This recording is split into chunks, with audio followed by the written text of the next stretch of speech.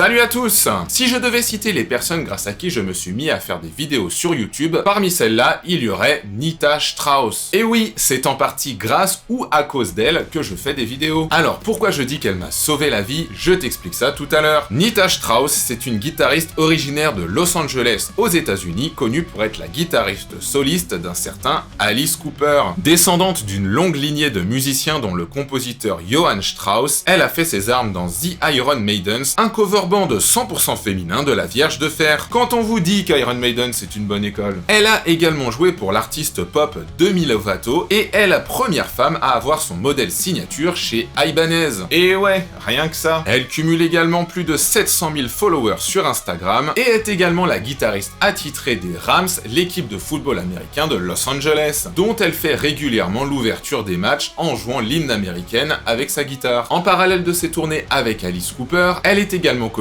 pour organiser des cliniques. Les cliniques, ce sont des sortes de masterclass qui ont lieu dans des magasins de musique, art dans lequel elle est également passée maîtresse. Mais alors, pourquoi je vous dis que c'est grâce à elle que j'en suis là? Eh bien en fait, il faut savoir que avant je n'étais pas très réseaux sociaux. Je suis tombé un petit peu par hasard sur sa page Instagram et j'ai commencé à la suivre. Et je trouvais, et je trouve toujours, son contenu hyper motivant. J'ai personnellement toujours bien aimé un petit peu les behind the scenes. Et elle en faisait plein sur sa page. On voyait vraiment sa vie, les backstage, les soundchecks, des extraits de live, mais on la voyait également bosser à la guitare. Et ça m'a remotivé dans un moment où je n'étais plus trop motivé par l'instrument. J'ai même acheté son album Controlled Chaos alors que je n'avais pas acheté d'album depuis longtemps. Et personnellement, j'ai vraiment apprécié ce premier album. Je l'ai mis dans la voiture et il faut bien dire qu'il a tourné en boucle. Ça faisait bien longtemps que je n'avais pas accroché autant avec un album de guitare instrumentale. C'est fun, ça envoie, c'est pas trop complexe, on sent que c'est de la musique pour kiffer, faite avec passion et honnêteté. Bref, ça m'a donné envie de réaliser un vieux rêve que j'avais un peu oublié, créer du contenu pour guitaristes. Quand j'ai commencé la guitare, je consommais beaucoup de vidéos pédagogiques type REH dont j'ai déjà parlé dans mes vidéos. Et à l'époque, je me disais que le jour où je serais meilleur musicien, je ferais ma propre vidéo. Et c'est vrai qu'au fur et à mesure du temps, j'avais un petit peu abandonné cette idée. Et voir cette guitariste s'imposer sur les réseaux sociaux, je ne saurais pas dire vraiment pourquoi, mais ça m'a remotivé. J'ai eu d'un coup envie de me remettre à fond dans la guitare et de créer du contenu. Et donc on en est là. Et pour remercier un petit peu Nita de m'avoir donné ce coup de boost, j'ai décidé de lui consacrer une vidéo. J'ai donc choisi le riff qui sert un petit peu de couplet à son morceau The Quest, extrait de son premier album. On va analyser ensemble ce plan, puis on va essayer de le jouer au même tempo que sur l'album. Alors déjà, concernant le jeu de guitare, la première chose que l'on va pouvoir dire sur Nita, ce sont ses influences. Ce qui se ressent dans son jeu, c'est qu'on sent une grande influence, notamment de la vague néoclassique et shred. On va retrouver des gimmicks dans son jeu qu'elle va avoir repris de chez Yngwie Malmsteen,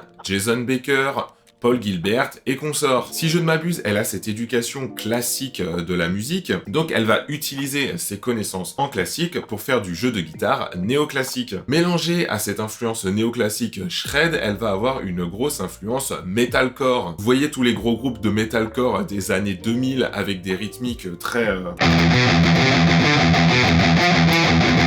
On va retrouver ça aussi dans son influence, notamment au niveau du jeu rythmique. Donc elle va avoir ces rythmiques très metalcore mélangées à un jeu shred. Deuxième chose que l'on peut dire au niveau de son jeu de guitare, c'est que Nita, je la mets dans la catégorie des guitaristes un petit peu rock'n'roll. Alors moi j'appelle ça comme ça, bien évidemment, ça se trouve vous allez le trouver sous d'autres appellations. Vous aurez peut-être un autre nom pour décrire les guitaristes comme elle. Il y a des guitaristes qui vont jouer scrupuleusement ce qui est écrit à la partition ou ce qu'eux ils ont composé et ce qui est sur l'album.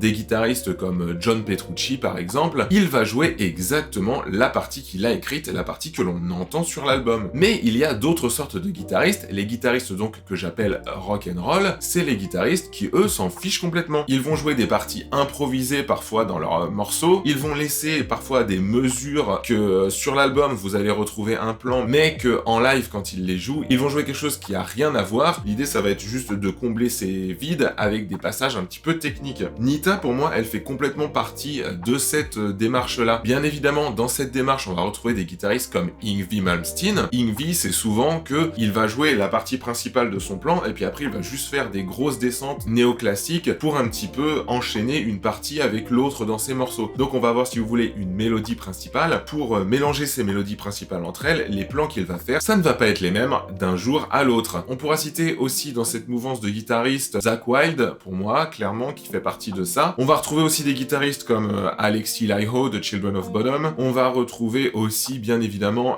dans un contexte plus rock, Slash. Il y a des fois dans ses solos, il va jouer la mélodie principale et il va changer ses plans, il va en rajouter à des moments où il n'y en a pas. Vraiment, c'est deux écoles différentes d'interprétation live, je trouve que les deux sont intéressantes. Nita, du coup, elle fait vraiment partie de cette école rock'n'roll. Elle va avoir, du coup, des mélodies pour ses couplets, elle va avoir des mélodies pour ses refrains, mais en fait, pour enchaîner un petit peu les deux, elle va parfois jouer des plans qui ne sont pas sur l'album et qui vont du coup changer d'une prestation à l'autre. Ça va être le cas du coup dans ce couplet ici, où en fait, si vous écoutez sur l'album d'un couplet à l'autre, quand elle va jouer cette mélodie-là, la mélodie du couplet, elle ne va pas faire la même fin à chaque fois. La fin du plan, ça va être différent à chaque fois. Et quand on regarde des lives, eh bien, ça va être différent presque à chaque live. Elle va vraiment improviser cette fin, se laisser une mesure de battement en fait, où elle va simplement faire des descentes, des gammes, des choses comme ça. Donc là, la fin du plan, ça va être la version basique, si vous voulez. Parfois, elle va jouer d'autres choses qui n'ont rien à voir, mais souvent un petit peu quand même dans le même esprit. Alors, ce plan est dans une tonalité de mi mineur. On commence par des hammer-on pull-off, donc un jeu plutôt legato pour jouer ce petit plan-là. On est 12e case, corde de si, et on vient jouer ça.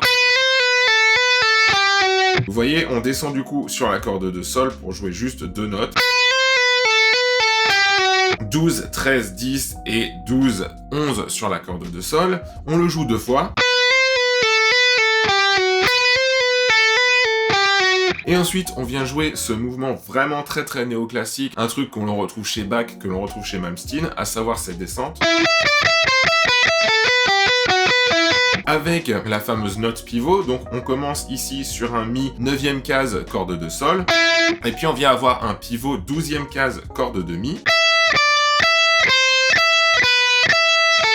Puis on enchaîne, mais cette fois-là, on change le pivot puisqu'on a 12e case, corde de si.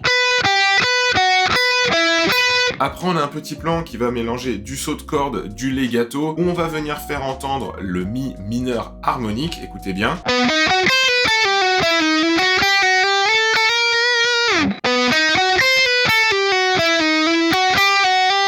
Où on vient faire entendre, bien sûr, la 7e majeure, qui est du coup la note dominante de notre mineur harmonique, c'est bien évidemment ici.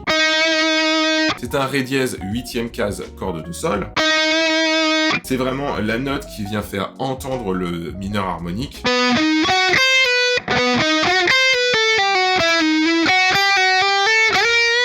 Je le joue avec ce doigté là.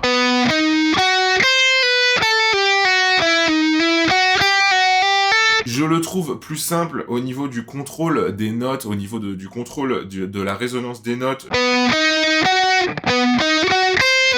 Il y a ce saut de corde là de la corde de sol à la corde de mi aigu, hein, qui est pas forcément évident à jouer proprement, notamment à cette vitesse-là. Ensuite, on a clairement de la gamme brisée, hein. C'est-à-dire ces espèces de montées en escalier. Pour conclure sa première partie du riff, on vient faire un gros slide en fait de là où on était jusqu'à la 11e case. Et ensuite, nouveau slide jusqu'à la 12e case. Avec ces notes tenues sur lesquelles on vient bien évidemment faire entendre le vibrato.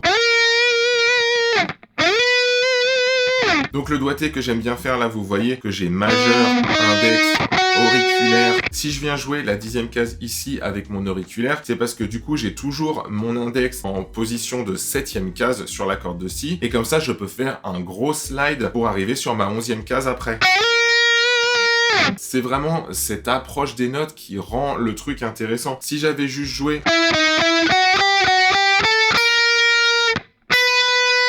Vous voyez, là, il n'y a pas du tout l'esprit dont je parlais tout à l'heure, l'esprit un petit peu rock'n'roll, l'idée d'approcher les notes, de faire des choses un peu trop carrées, un peu trop écrites. Là, justement, le fait d'avoir ce slide-là, ça amène vraiment de l'expressivité, en fait, à ces deux notes qu'on fait résonner. Il y a ce contraste, du coup, entre les trucs vraiment très néoclassiques, très écrits, et après, ce côté un peu plus expressif. Sur l'album, elle a empilé des couches, c'est-à-dire que quand elle joue cette note-là, en fait, elle a empilé d'autres notes pour faire de l'harmonie. J'ai regardé quelques lives, et ça lui arrive simplement de faire ces deux notes-là. Ça lui arrive de faire d'autres notes, très honnêtement. Je pense que là, vraiment, ces deux notes-là, c'est un passage où elle improvise. Des fois, elle vient jouer aussi du vibrato avec la barre de vibrato. Il y a plein de manières de le jouer. Maintenant, c'est celle que j'ai choisie pour l'exemple. Ensuite, on rejoue exactement la même chose une seconde fois.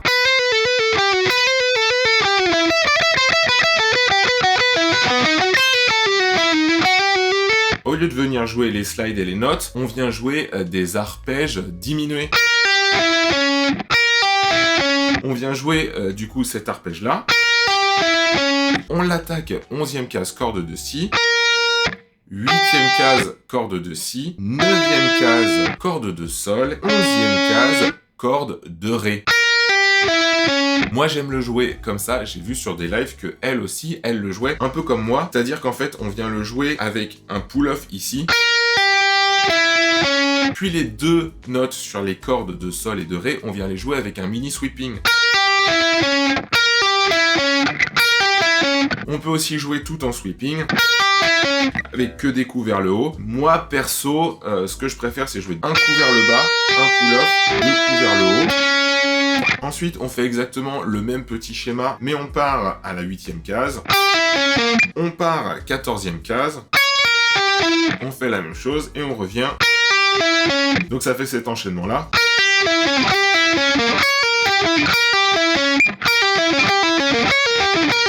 Et ensuite, du coup là, on était sur des doubles croches. Pour la toute fin du riff, on vient 17e case sur notre corde de Si, faire exactement le même schéma, mais cette fois, on vient les jouer en sextolet. Et cette fois là, clairement, il faut utiliser pour moi le sweeping. Donc on peut, pareil, commencer avec un pull-off, deux coups vers le haut, puis deux coups vers le bas, avant de passer ici, 20e case. On vient faire exactement le même schéma, Et on vient finir sur notre dernière note avec un bon vibrato sur la 20e case, corde de Si.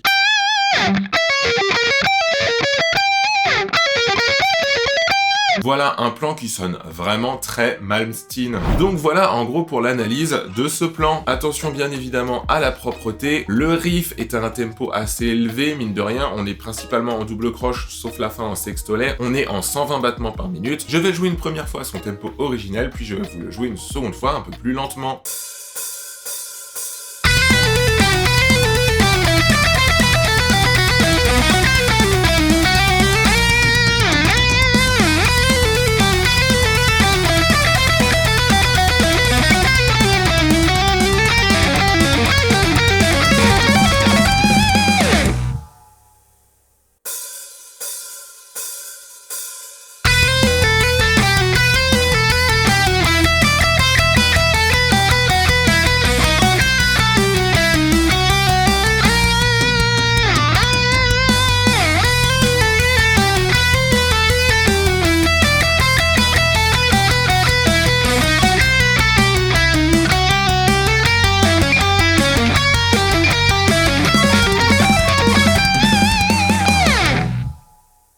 Et voilà, on est arrivé à la fin de cette vidéo consacrée à Nita Strauss. Dites-moi dans les commentaires si vous connaissiez cette guitariste, si vous avez écouté ses albums solo. Si vous les avez écoutés, n'hésitez pas à me dire quel est votre morceau préféré. Dites-moi également si vous connaissiez sa carrière dans Alice Cooper. N'oubliez pas avant de partir de me mettre un pouce en l'air. Encore une fois, cette vidéo va avoir besoin d'un petit coup de pouce de votre part. N'hésitez pas du coup à la partager sur les réseaux sociaux. Moi, je vous dis à très bientôt pour une prochaine vidéo. Ciao, ciao!